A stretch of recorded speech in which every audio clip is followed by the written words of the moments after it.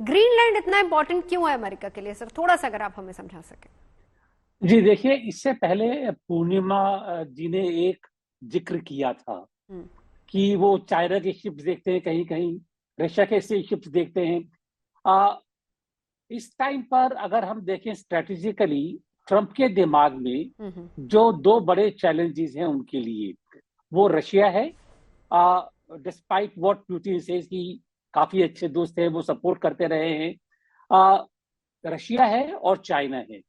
आप ग्रीनलैंड में अगर उनको चाहिए सिक्योरिटी, वो देखते हैं कि कहीं रशिया की स्ट्रेटेजिक एडवांटेज ज्यादा ना हो जाए। मैंने पहले आर्कटिक का जिक्र किया था।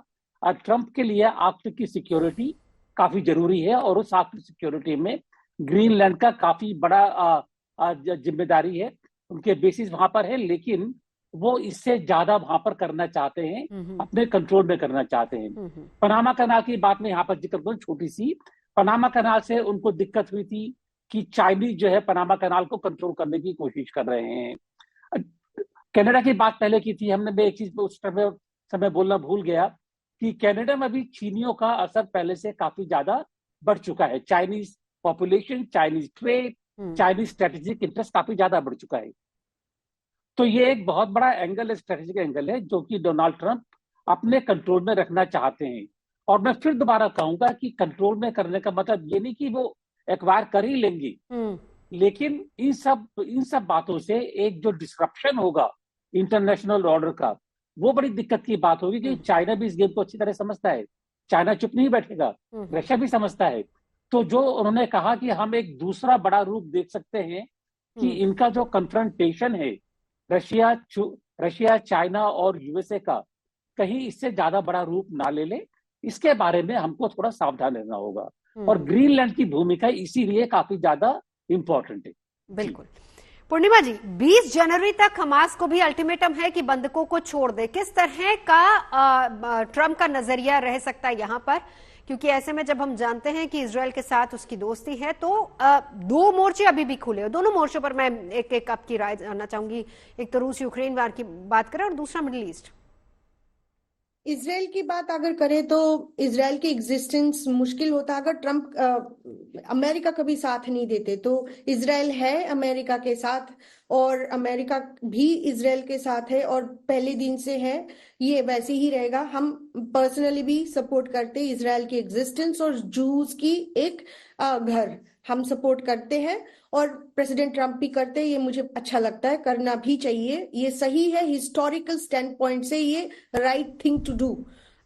और हमास जो है, ये जो काउंटर टेररिज्म की बात करते हैं, ये पहले से करके आए हैं, और इसमें कोई दौराई नहीं है कि उन्होंने जैसे आईसिस को हैंडल किया है, हमास को भी हैंडल करेंगे। तो इसमें कोई there is no doubt about it that he is very strong on counter terrorism. तो हमास को ये बात स्ट्रांगली तो लेना चाहिए, इसमें एनालाइज करने का कोई बात नहीं है। ही टोल्ड स्पेसिफिकली शपथ ग्रहण करने से पहले उनको हॉस्टेजेस को फ्री करे, नहीं तो all hell will break loose. So उसमें कोई दौराई नहीं है, he will take a strong stand on it, और मैं भी सपोर्ट करती हूँ उसको। बिल्कुल। और रूस यूक्रेन को लेकर क्या कहेंगी? आई एम सॉरी, फिर से रूस और बोलिए। यूक्रेन, रूस और यूक्रेन आपने। जी जी हाँ। जी, रूस और Ukraine is an important situation right now. अगर प्रेसिडेंट ट्रम्प की बयान अभी हम लेंगे कि ग्रीनलैंड, कनाडा, पनामा कैनल और गल्फ ऑफ मेक्सिको को अमेरिका के अंडर लाएंगे, शायद पुतिन खुद कहेंगे कि हम यूक्रेन को खरीद ले, शायद पुतिन कहेंगे कि हम क्यूबा को खरीद ले, और सो ऐसे बहुत कुछ हो सकता है। बट ऑब्वियसली ये मामला भी शांत होने वाला है, जितना मुझे समझ आ रहा है। बिल्कुल। और जी जी।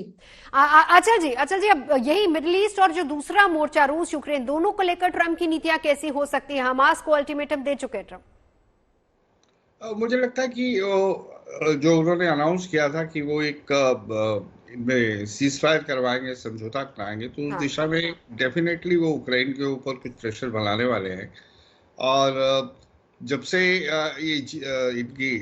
जब से इलेक्ट हुए हैं, आपने देखा होगा रशिया और उक्रेन दोनों पूरा जोर लगा रहे हैं कि ज्यादा से ज्यादा टेरिटरीज उनके कंट्रोल में आ जाए। क्योंकि कल अगर उक्रेन नेगोशिएटिंग टेबल पे भी आता है, दोनों के पास बार्गेनिंग पावर जो है बराबर की हो या अच्छी बार्गेनिंग पावर हो, ताकि गिव एंड टेक हो सके।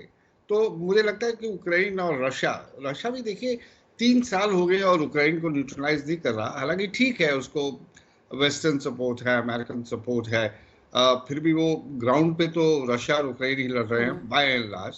तो मुझे लगता है कि उसको अपने भी रिसोर्सेज को देखते हुए, रेपुटेशन को देखते हुए, वो चाहेगा कि एक कोई अच्छा फेस सेविंग हो, और वो फेस सेविंग की सिचुएशन ट्रम्प ला सकते हैं, और मुझे लगता है हो सकता है कि ये सक्सीड कर जाए। और खासतौर से अगर यूक्रेन, जिसको जो अपने बाइडेन है वो जाते जाते भी शेयर दे रहे हैं और एडिशनल फंड्स एलोकेट कर रहे हैं, तो वैसा अप्रोच मुझे नहीं लगता कि ट्रम्प का होगा।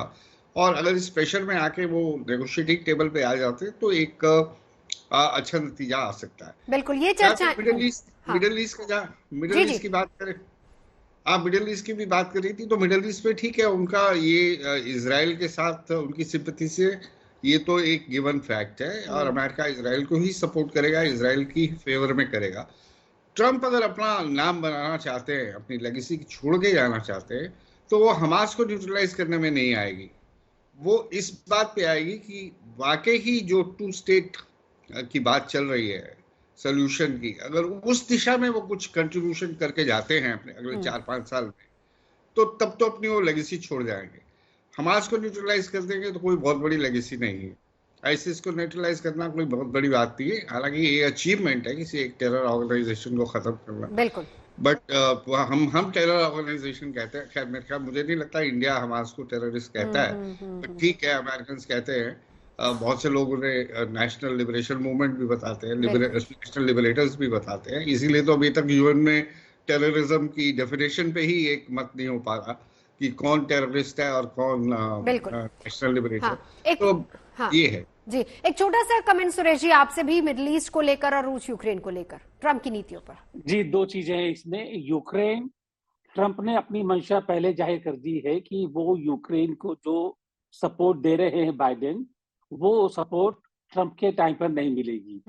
मैं समझता हूं कि ट्रम्प इसके जरिए ये जाहिर कर रहे हैं ज़ेलेंस्की की मुश्किल बढ़ेगी, कि ज़ेलेंस्की मुश्किल बढ़ेगी, लेकिन ये प्रॉब्लम यूरोप की है और यूरोप को हैंडल करना चाहिए ये। तो उसके बाद में यूरोप किस तरह हैंडल करता है डिपेंड करेगा वो। कि जहां तक मुझको लगता है कि यूक्रेन एक तरह से रिकैपिचुलेट कर जाएगा, और बात एक तरह से फिर सीज फायर होने में ज्यादा देर नहीं लगनी चाहिए, चाहे वो रशिया के फेवर में हो। अगर हम मिडिल ईस्ट की बात करें, मिडिल ईस्ट में कंसर्न खाली हमास का नहीं है। ट्रम्प ने पहले जाहिर कर दिया है कि उनका मेन कंसर्न उस एरिया में ईरान है, और वो समझते हैं कि हमास, हिजबुल्ला और हाउथीज, ये तीनों जो ईरान की प्रॉक्सीज हैं, अगर ये प्रॉक्सीज खत्म हो जाएंगी तो ईरान का असर भी कम हो जाएगा। तो एक तरह से मैं समझता हूं कि वो खाली इजराइल के, फलस्तीन के एंगल से नहीं देखते हैं, वो इसमें ईरान का एंगल भी देखते हैं। जी।